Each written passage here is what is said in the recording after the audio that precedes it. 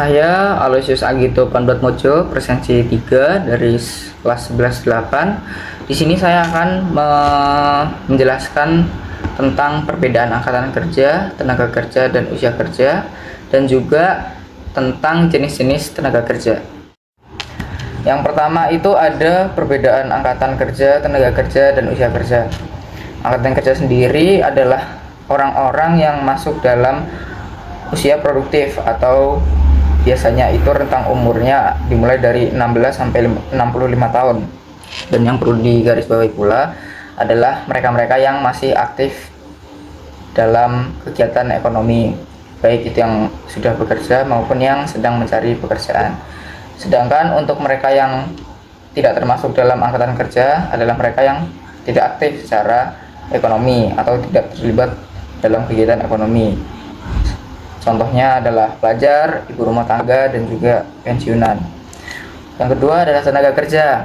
Definisi dari tenaga kerja sendiri adalah bagian dari angkatan kerja yang sudah bekerja atau sedang mencari pekerjaan. Nah, dilihat dari sini sudah jelas bahwa tenaga kerja adalah individunya. Kalau sebelumnya angkatan kerja itu kita anggaplah angkatan kerja itu seperti lembaga, sedangkan tenaga kerja itu orangnya.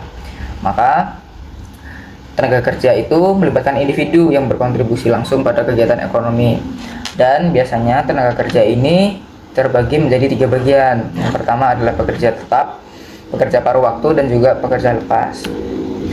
Untuk usia kerja sendiri, sebenarnya usia kerja itu hampir sama dengan usia produktif, cuman kalau dilihat usia kerja itu memang lebih berfokus pada orang-orang yang sudah bekerja. Jadi usia kerja itu tetap dimulai dari umur 15 sampai 64 tahun. Cuman penggunaan kata usia kerja itu tetap hanya digunakan untuk orang-orang yang telah bekerja. Kalau usia produktif itu dipakai untuk keseluruhan. Jadi mulai dari umur 15 sampai umur 65 tahun itu masuk dalam usia produktif. Sedangkan usia kerja itu nggak semuanya dari umur 15 sampai 65 tahun, karena kebanyakan juga umur 15 sampai 20 itu orang-orang masih pada sekolah, jadi itu belum bisa dikatakan sebagai usia kerja, yang dimana usia kerja itu juga bagian dalam angkatan kerja. Lalu yang kedua ada jenis-jenis tenaga kerja. Tenaga kerja ini dibagi menjadi 3. Yang pertama itu berdasarkan kemampuan, berdasarkan jenis pekerjaan, dan juga berdasarkan sifat pekerjaan. Yang pertama berdasarkan kemampuan. Di sini juga terbagi menjadi 3 bagian. Yang pertama adalah tenaga kerja terdidik, yang kedua tenaga kerja terlatih, dan yang ketiga tenaga kerja tak terdidik. Tenaga kerja terdidik adalah mereka-mereka yang mengalami pendidikan tinggi atau setidaknya pendidikan formal. Biasanya sih mereka lulusan SMA atau universitas dan perguruan tinggi gitu. Dan biasanya juga mereka menggunakan ilmu-ilmu yang sudah dipelajari sebelumnya untuk mereka nantinya bekerja. Contohnya adalah dokter, dosen, guru, insinyur gitu. Terus yang kedua adalah tenaga kerja terlatih, di mana mereka memiliki keterampilan atau pelatihan khusus di bidang tertentu. Dan biasanya orang-orang yang bekerja sebagai tenaga kerja terlatih itu mereka bersekolah di sekolah menengah kejurusan, yang dimana sekolah itu sudah memiliki fokus untuk mengembangkan dan juga memberi pelatihan keterampilan khusus di bidang-bidang tertentu. Contoh dari tenaga kerja terlatih itu teknisi, pilot, montir, ataupun mekanik. Terus yang terakhir tenaga kerja tak terdidik.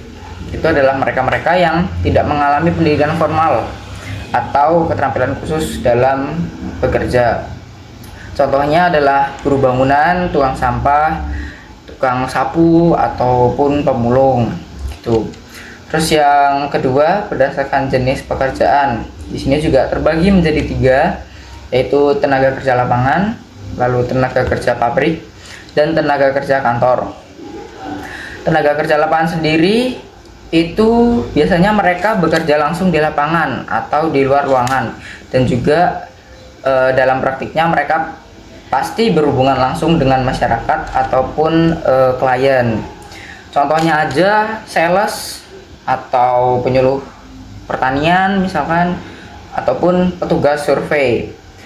Terus yang kedua ada tenaga kerja pabrik, di mana mereka berperan dalam produksi barang di pabrik, dan ya biasanya mereka juga bekerja di lingkungan industri dan semacamnya. Contohnya adalah buruh pabrik atau operator mesin bisa jadi. Terus juga yang ketiga tenaga kerja kantoran. Nah, mereka di sini biasanya itu melakukan tugas administratif atau pengelolaan seperti akuntan ataupun HRD. Terus yang ketiga adalah berdasarkan sifat pekerjaannya.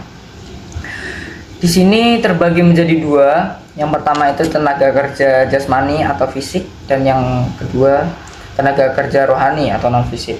Kalau untuk tenaga kerja jasmani sendiri sudah pasti mereka akan mengandalkan kekuatan fisik dalam bekerja, dan juga mereka akan banyak gerak seperti itu dalam mengerjakan pekerjaannya. Contohnya adalah kuli bangunan, kurir, ataupun supir-supir bus, supir truk begitu. Terus yang kedua tenaga kerja rohani atau non fisik, di mana mereka itu mengandalkan pemikiran dan ide serta pengetahuannya dalam bekerja. Simpelnya adalah ya mungkin para psikolog, konsultan, ataupun penulis yang biasanya mereka juga bakalan lebih banyak menggunakan kemampuan otak daripada kemampuan otot seperti itu. Ya, halo semuanya, di sini bersama saya Yusuf Fagia Topoglu. Saya dari 11.8 presensi 35. Di sini saya bersama kelompok saya, yaitu kelompok praktik, akan mempresentasikan tentang ketenaga kerjaan. Saya mendapat bagian di nomor 3 dan nomor 4 tentang menghitung partisipasi angkatan kerja dan kesepakatan kerja. Yang pertama nih, yang ketiga, kita itu akan masuk tentang cara menghitung tingkat partisipasi angkatan kerja. Caranya tuh gimana sih? Gitu. Kita lihat aja. Nah, di sini ada rumusnya. Rumusnya dahulu dari TPTK, tingkat partisipasi tenaga kerja. Rumusnya itu tuh ada tuh di dalamnya tuh ada jumlah angkatan kerja per jumlah penduduk usia kali 100%. Nah, maksud dari jumlah angkatan kerja ini apa? Maksudnya itu jumlah orang-orang yang bekerja plus pengangguran yang aktif. Nah, jadi nggak cuman orang yang bekerja, tapi penganggurannya juga ikut dihitung, dimasukkan dalam situ. Nah, dan yang jumlah penduduk usia itu tuh istilahnya ini bisa dibilang kayak umur produktif ya. Jadi umur usia kerja tuh 15 tahun ke atas, baik yang kerja, nganggur, maupun yang nggak bekerja dan sedang mencari kerja. Nah, kita langsung aja coba ke contoh perumusan kayak gini. Nah, contohnya itu tuh ini misalnya ada 65.000 jumlah angkatan kerja dan 100.000 jumlah penduduk usia kerja. Nah, dari situ Anda sudah menemukan datanya, tinggal dikali 100, ketemulah 65%. Nah, jadi 65% dari penduduk usia kerja ikut aktif dalam pasar tenaga kerja. Jadi sekitar ada 65%-nya tuh aktif dalam tenaga kerja. Begitu. Nah, yang keempat ini kita akan masuk ke dalam kesepakatan kerja. Nah, tentunya kesepakatan kerja tuh kayak apa sih gitu.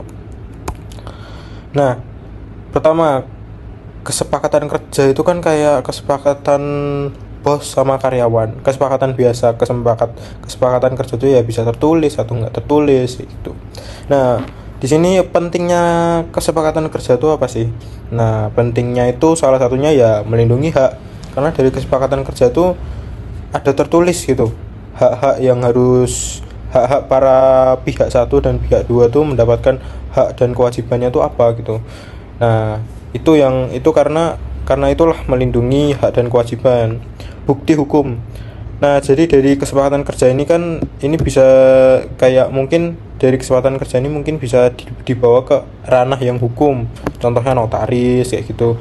Jadi istilahnya tuh ini salah satu kayak kesepakatan yang punya bukti hukum yang bervalue gitu.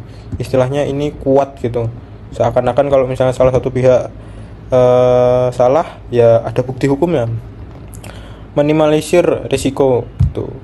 Dan juga ada menjaga kelancaran kerja, tentunya ini menjaga kelancaran kerja dan menetapkan harapan dan tujuan.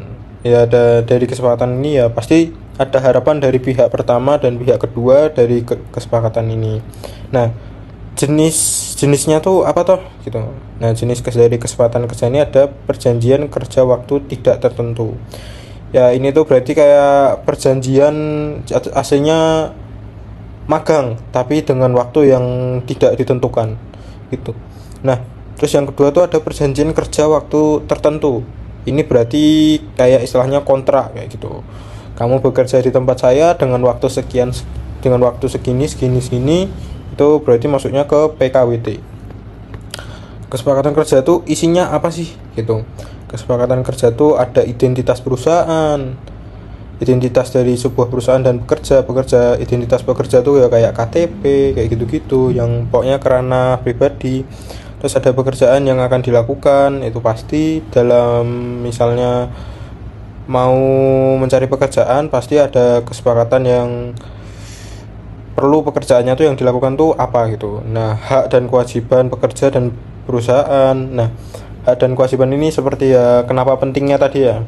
Ya karena isinya tuh istilahnya tentang perjanjian tentang hak dan kewajiban para pekerja dan perusahaan kayak gitu. Jadi mereka bisa istilahnya ada standarisasi di mana mereka menentukan ranahnya mereka masing-masing gitu. Upah dan tunjangan ini pasti adanya upah dan tunjangan. Jam kerja dan cuti ini mungkin perjanjiannya masuk ke seberapa lama kamu akan bekerja dan perjanjian cutinya juga.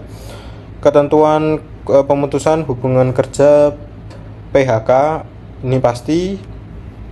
Peraturan kerja yang harus dipatuhi ini dari perusahaannya sendiri, berarti para pekerja harus mematuhinya.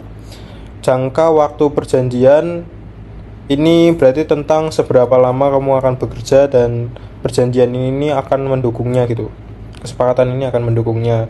Dan ada tempat dan tanggal pembuatan perjanjian ini tempat di mana kesepakatan ini dibikin dan tanggalnya, dan ada tanda tangan kedua belah pihak dari pekerja dan pemilik perusahaan atau istilahnya yang perwakilan dari perusahaan seperti itu. Nah, soal hak dan kewajiban pekerja dan perusahaan itu bisa dimasukkan tentang kayak pasal-pasal di kesepakatan kerjanya itu.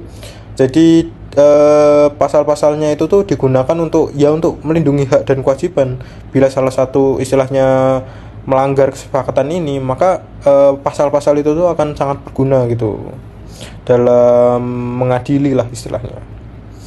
Oke, itu cukup saja dari saya tentang menghitung partisipasi kerja dan kesepakatan kerja. Dan mungkin selanjutnya bisa dilanjutkan dengan teman saya. Terima kasih. Oke. Dan sekarang saya akan menjelaskan tentang hubungan penduduk, tenaga kerja, angkatan kerja, dan pengangguran. Nah, untuk yang pertama, kita ke pengertiannya dulu. Penduduk itu semua orang yang tinggal di suatu wilayah, baik yang sudah atau belum bisa bekerja. Penduduk itu dibagi menjadi dua, penduduk usia kerja atau yang biasanya di umur 15-64 tahun atau bisa disebut sebagai usia produktif, dan bukan usia kerja atau anak-anak dan lansia. Nah, terus berikutnya ada tenaga kerja. Tenaga kerja itu penduduk yang berada dalam usia kerja dan mampu bekerja baik, yang sedang bekerja maupun sedang mencari pekerjaan. Bagian dari tenaga kerja yang aktif secara ekonomi yaitu mereka yang sedang bekerja, sedang mencari pekerjaan, atau termasuk pengangguran aktif.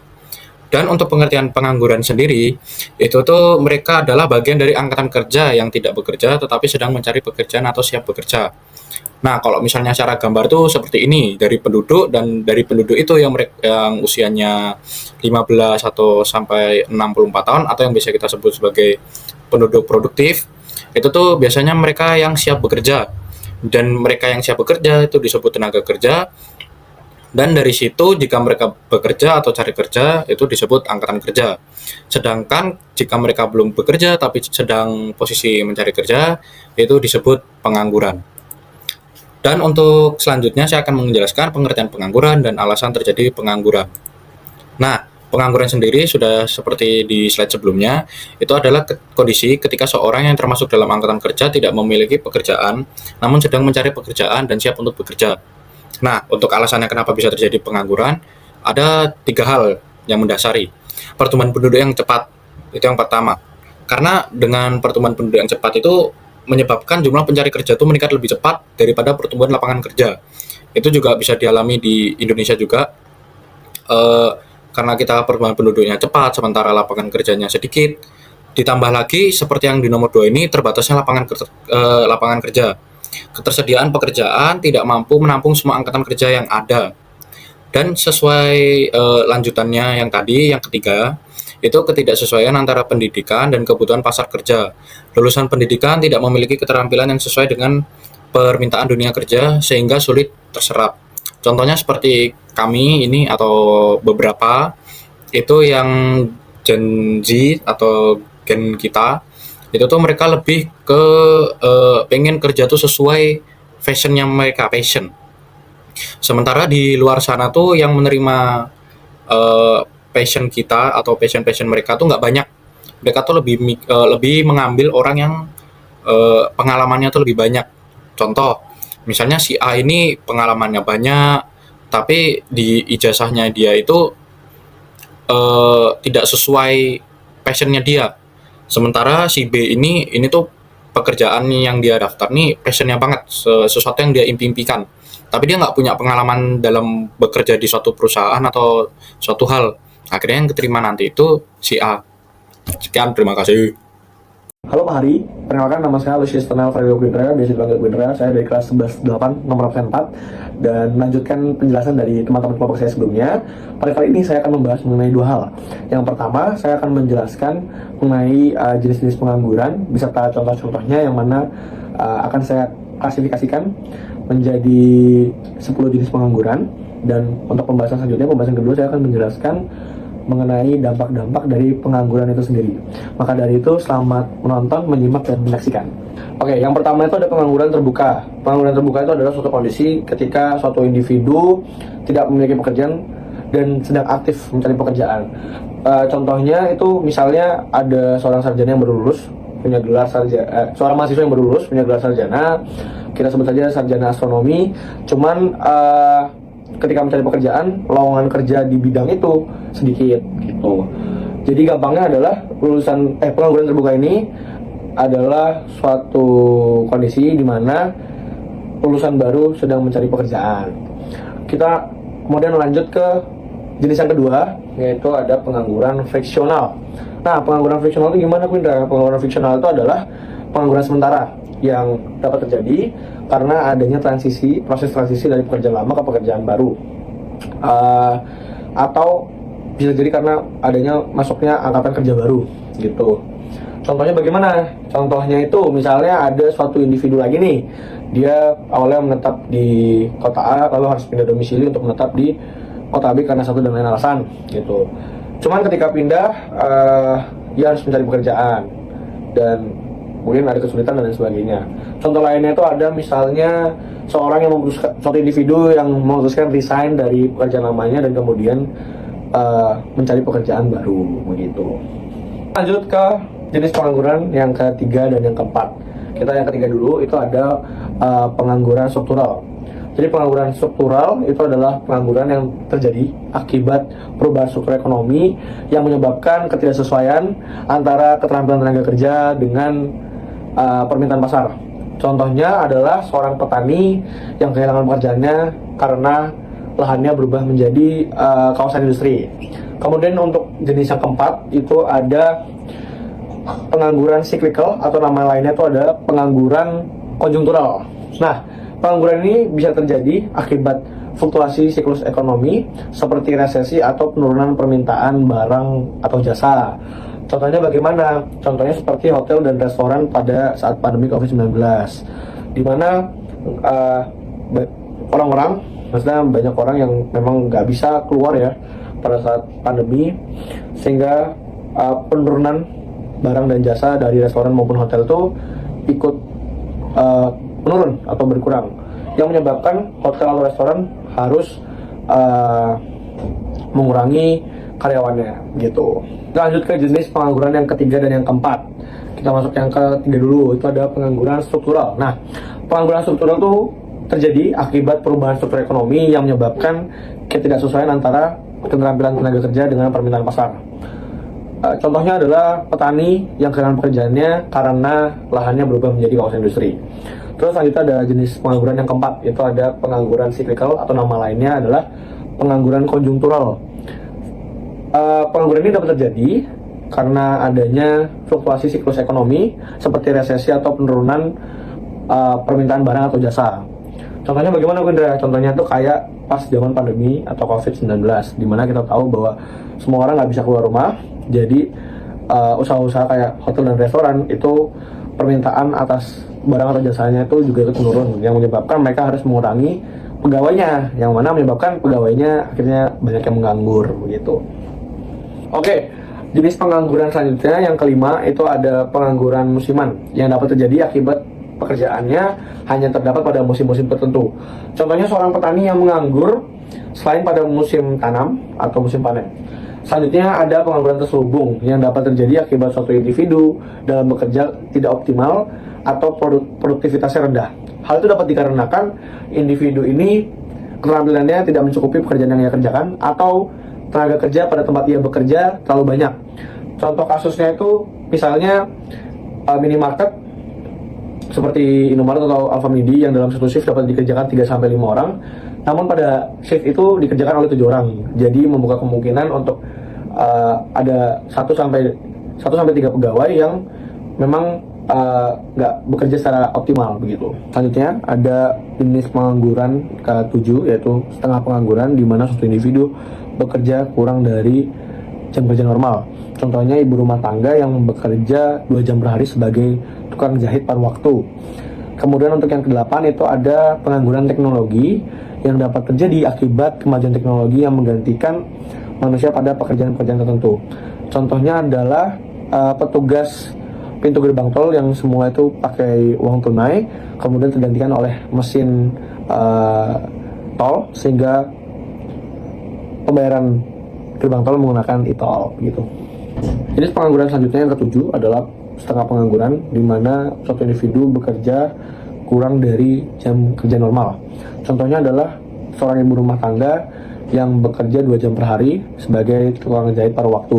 Kemudian untuk jenis pengangguran ke-8 adalah pengangguran teknologi, yang mana pengangguran teknologi dapat terjadi akibat kemajuan teknologi, dikarenakan kemajuan teknologi yang menggantikan manusia pada pekerjaan-pekerjaan tertentu. Contohnya adalah petugas pintu tol, yang mana akhirnya digantikan oleh mesin dan berganti nama menjadi pintu tol otomatis atau gerbang tol otomatis, yang mana awalnya pembayaran semula menggunakan uang tunai atau uang cash yang dioperasikan oleh manusia sebagai penjaga gerbang tol, kemudian berpindah menjadi mesin dan pembayarannya menggunakan kartu e-tol gitu, atau flash.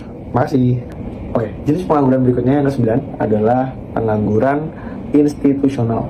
Jadi pengangguran institusional adalah jenis pengangguran yang disebabkan oleh peraturan atau kebijakan yang menghambat pasar tenaga kerja. Misalnya upah minimum yang terlalu tinggi, atau kebijakan regulasi ketenaga kerjaan yang terlalu kaku. Nah, kita bisa melihat contoh dari pengangguran institusional ini dalam beberapa perusahaan macam konsultan teknologi, yang mana mereka punya regulasi pegawainya harus lulusan S2 misalnya. Nah, hal ini pastinya menghambat calon pegawai atau calon pekerja lulusan sarjana S1 ya, dengan keterampilan yang sama atau bahkan lebih mumpuni. Dan hal ini menghambat mereka karena mereka cuma nggak punya standar pendidikan formal yang diminta oleh perusahaan yang tadi kita sebutkan di awal, yaitu konsultan teknologi itu. Nah, untuk jenis pengangguran selanjutnya yang ke-10 itu ada pengangguran regional. Nah, pengangguran regional itu adalah suatu fenomena di mana terjadinya pengangguran di beberapa wilayah akibat pembangunan ekonomi yang tidak merata antar daerah. Nah, contoh kasusnya adalah misalnya suatu individu yang merupakan lulusan teknik sipil. Cuman si individu ini berasal dari daerah pedesaan yang minim industri konstruksi. Walaupun si individu ini dapat tawaran pekerjaan dan proyek-proyek besar di kota, cuman mungkin si individu ini nggak punya akses ke sana. Gimana maksudnya? Keterbelakangan dari segi transportasi atau biaya hidup di kota yang terlalu tinggi, jadi menghambat perpindahan atau menghambat si individu ini mendapatkan kerja di kota begitu. Kita lanjut ke pembahasan berikutnya, pembahasan kedua, yaitu mengenai dampak-dampak dari pengangguran. Kalau kita bicara tentang dampak-dampak dari pengangguran, setidaknya paling enggak itu ada 5 hal yang terdampak dari adanya pengangguran, dan semuanya saling terhubung. Yang pertama itu ada individu, kemudian ada keluarga, kemudian ada masyarakat, negara, dan yang terakhir itu adalah dunia usaha, bisnis gitu. Yang pertama saya akan membahas dampak dari pengangguran terhadap individu. Nah, sekarang kita bayangin kalau misalnya kita jadi pengangguran, hal pertama yang pasti kita sadari adalah kita kekurangan secara finansial gitu loh. Dimana hal itu dapat berhubungan menuju ke kualitas atau mutu hidup kita yang juga ikut menurun.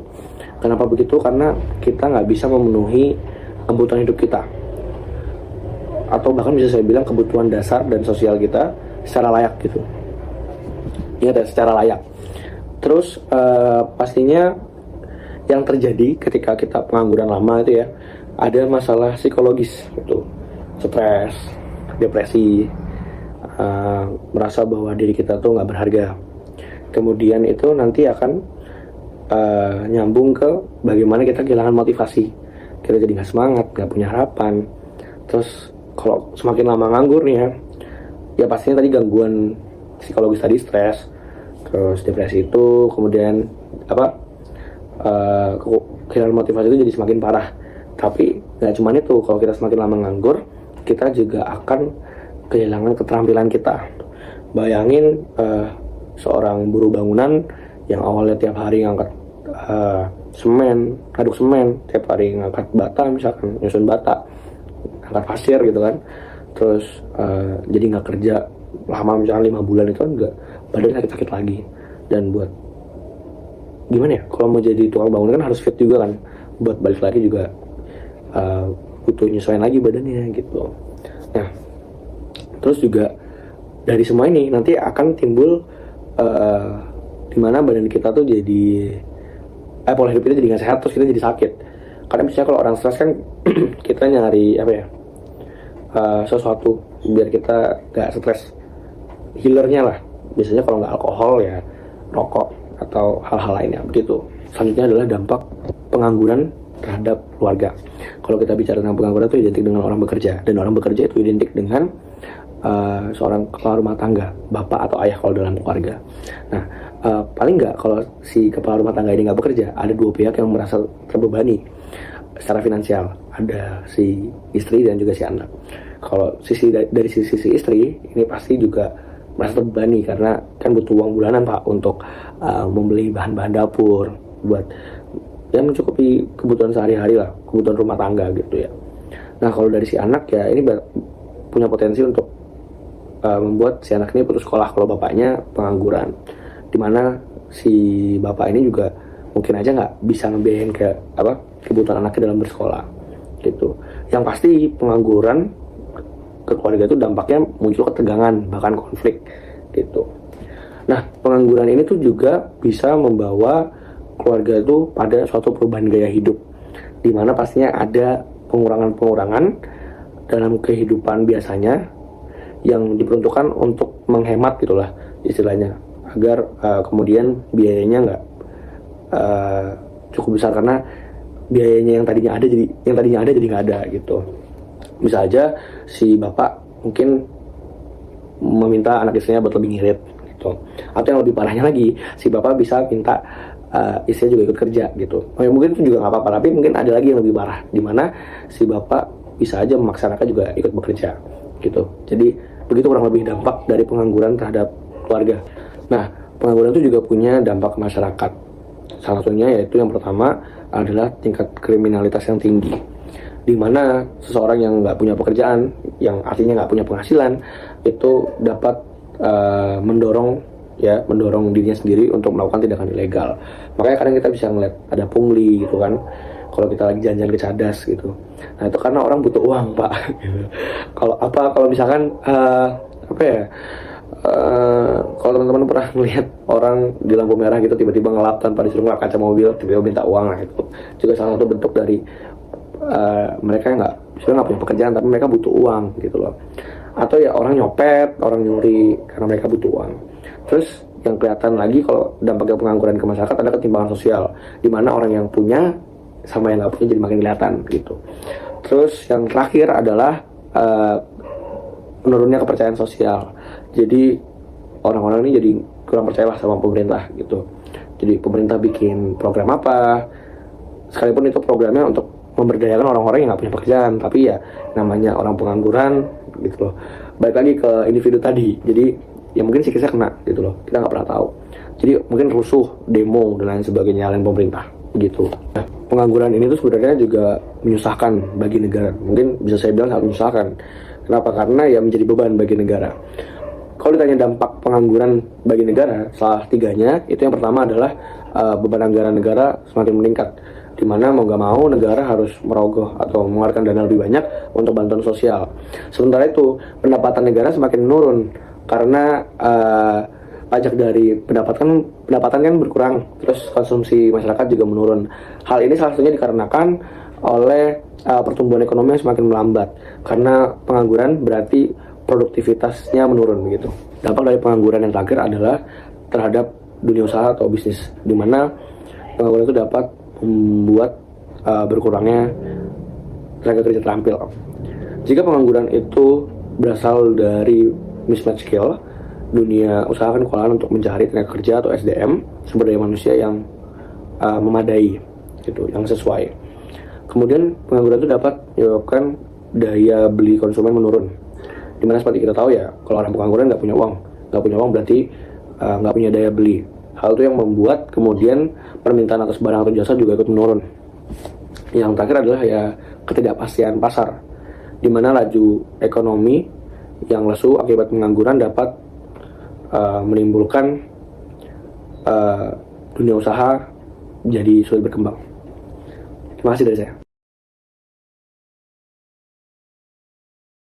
Oke, kita akan lanjut ke cara mengatasi pengangguran. Ya, di nomor 9. Kita akan langsung lanjut di cara mengatasi pengangguran. Di mana mengatasi pengangguran itu tidak bisa asal-asalan, namun dengan pendekatan yang tepat dan dengan cara yang efektif. Nah, pendekatan itu bisa melibatkan berbagai pihak.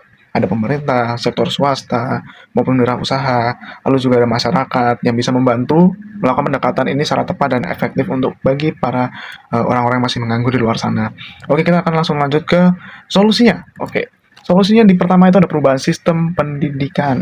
Oke, ini poin pertama dalam perubahan sistem pendidikan ini adalah menyelaraskan, menyamakan seluruh kurikulum pendidikan di seluruh Indonesia secara merata, dimanapun itu, di Sumatera, Kalimantan, Jawa, maupun di Papua, dimanapun di seluruh pulau itu harus sama rata, agar semuanya seimbang dan tidak ada yang berbeda mana yang lebih baik, mana yang lebih buruk, tapi benar-benar harus sama rata. Oke, poin yang kedua, membenahi dan meningkatkan kinerja guru, di mana guru benar-benar efektif mengajar murid dan tidak hanya memakan gaji buta yang mereka menerima gaji namun tidak bisa memberikan ilmu kepada murid-muridnya. Begitu. Lalu yang ketiga itu untuk membenahi dan meningkatkan fasilitas sekolah di seluruh Indonesia, maupun yang di pelosok atau di kota manapun itu benar-benar harus sama fasilitasnya, agar seluruh proses pendidikan di Indonesia itu benar-benar merata dan baik adanya dengan hasil yang akan dihasilkan nantinya. Oke, itu untuk yang pertama. Lalu yang kedua, ada menciptakan lapangan kerja baru Poin yang pertama, memperluas lapangan kerja di berbagai sektor yang produktif untuk para anak-anak muda yang memang habis lulus dari perkuliahan, SMK atau apapun itu, dengan memperluas lapangan kerja di sektor infrastruktur atau pertanian atau pariwisata, wirausaha, apapun itu yang memang mereka butuhkan untuk akhir-akhir ini, di mana banyak juga anak muda yang saat ini sedang mengincar wirausaha. Nah, itu memperluas lapangan kerja untuk di wirausaha itu sangat bagus menurut saya. Lalu yang kedua ada mengembangkan industri. Nah, daerah yang kurang berkembang itu perlu dikembangkan industrinya. Jadi agar semuanya merata, tidak hanya di kota saja yang bagus, namun di daerah pelosok maupun daerah yang kurang terjamah itu memang semuanya dapat bisa mendapatkan kesempatan untuk bekerja.